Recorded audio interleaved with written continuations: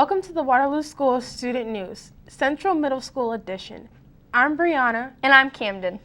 UNI and Central teamed up for Fuel Up to Play 60. Let's check out the program. Well, Iowa has the healthiest state initiative, so one of the goals here at Central was we wanted to walk at least 120 miles total. And we thought having UNI student athletes come out and walk with the kids would be a great thing. Today, so far, we're at about 150 miles, and that's before our 8th graders have even come out yet. And then also, this is our kickoff for our Fuel Up for Play 60 for our student group and for here at Central that we're going to be doing. So we'll be doing a lot of different activities. But I just want to thank Andrea and UNI for coming out and bringing their student athletes out here. Thank you to talk guys to for the kids. having us. And it's not hard to get exercise in throughout the day. Just remember that. We had about 10 student athletes that showed up from various sports, and we talked a little bit about healthy living, about incorporating their sports and academics together, so make sure that the students know that it's important to do well in school, as well as be physically active and eat well and just kind of be all around healthy individuals. So that's what our student athletes talked about today. One, they just like being outside and being active, just like the middle school kids here. But two, it's good experience for them that will potentially help them as they navigate their years here at UNI. But then as soon as they graduate, they can have some of these things to talk about. So I think it's awesome for them.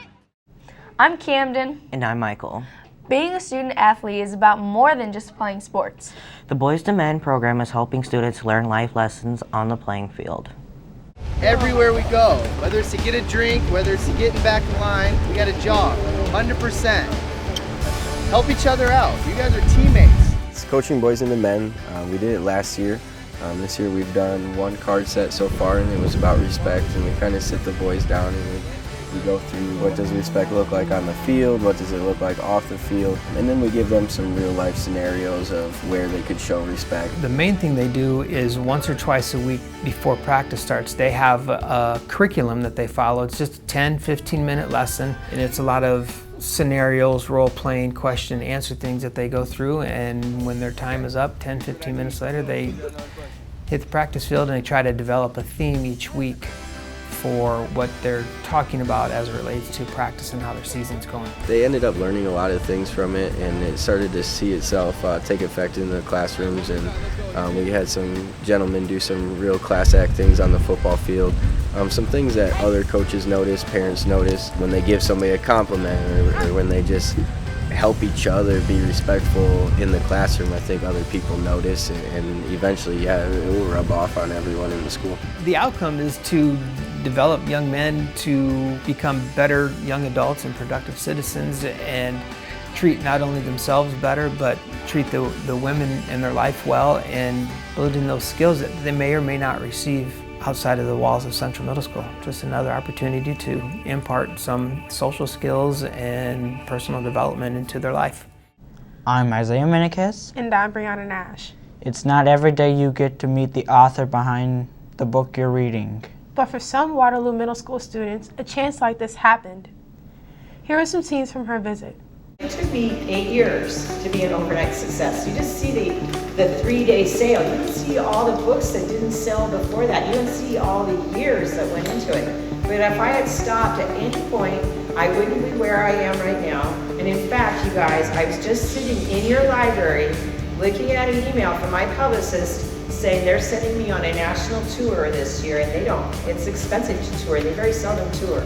So I'm super, super excited about that. But if I had stopped, none of this stuff would happen. Many of our kids see, as April Henry had put in her presentation this morning, they see authors as somebody who's some sort of magical, special person, not just an average, everyday person who works hard to develop a story. So giving our kids the idea that they can write, whether they're writing fiction or nonfiction, it's so important for them to grow and develop as literary beings, because reading and writing are the two most important skills they're going to need to have. You can just see so much potential in these kids, and I can tell some of the questions or ideas they had. There are people thinking like writers in this group, like, people who could make a living as writers.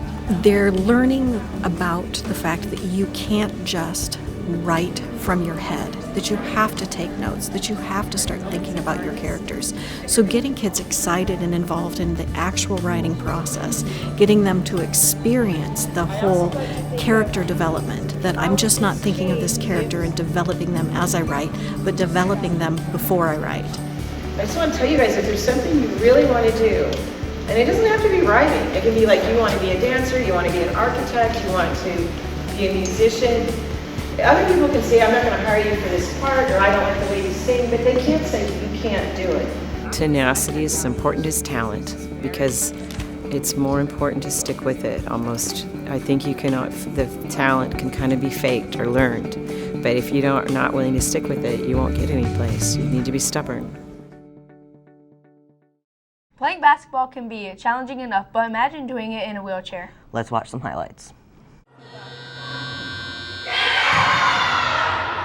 The goal of Sportsability is to try to get involved with more schools. They want to be able to expose kids to different things that are available to them. And then also they're doing a tournament here this weekend so that they'll have teams from South Dakota, Minnesota. What's going to be nice tomorrow is you'll see the students and staff play. And then after we're done, Vincent's team is going to come and play. So then you'll see the difference.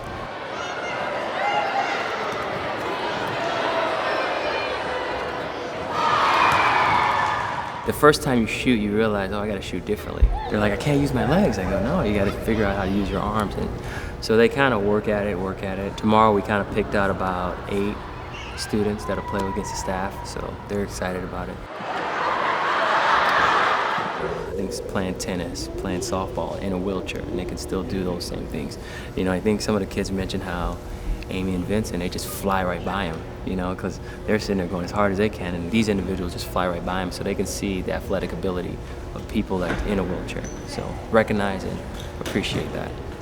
You know, maybe they have peers that are in wheelchairs. Well, here's opportunities for those peers to be involved. The goal is we'll do basketball now, and then in the spring we want to do softball or tennis. So we just want to be able to expose the kids to different things that in PE they can have an opportunity to do. 1, 2, 3, Thanks for watching. Go Central Chargers.